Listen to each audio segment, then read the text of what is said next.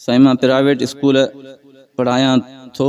School जो principal मुखे 12,000 तनख्वाह दे थो। जॾहिं ऑफिसर अचन था तो उन्हनि खे 18,000 ॿुधाए थो। प्रिंसिपल जी इन कूड़ में मां शामिल त न आहियां। जेकॾहिं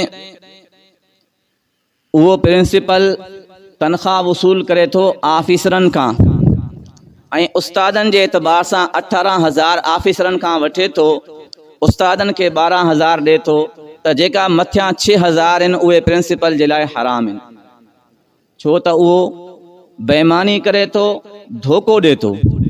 ऐं जेकॾहिं प्राइवेट स्कूल जे एतबार सां उहो तनख्वाह ऑफिसरनि खां या सरकारी इदारे खां नथो वठे, बल्कि ॿारनि जी फीस जेकी मुक़ररु हूंदी आहे उन मथां वठे थो, त इन में तनख्वाह 12,000 ॾे थो ऐं मथियनि ऑफिसरनि खे ॿुधाए 18 थो, त इहो ॿुधाइण जो कूड़ आहे। इहो ऑफिसरनि सां हिकिड़ी बेईमानी आहे, हिकिड़ो फराड आहे। इन में उस्ताद मुलविस न आहे। हा, जेकॾहिं ऑफिसर उस्ताद खां पुछा कनि तुंहिंजी तनख्वाह घणी आहे, पोइ उनखे सिधी ॾसणी आहे त मुंहिंजी 12,000 तनख्वाह आहे। जेकॾहिं उहो बि 18 ॾसींदो त उहो प्रिंसिपल जे कूड़ में बराबरि जो गुनाह जो शरीक थींदो।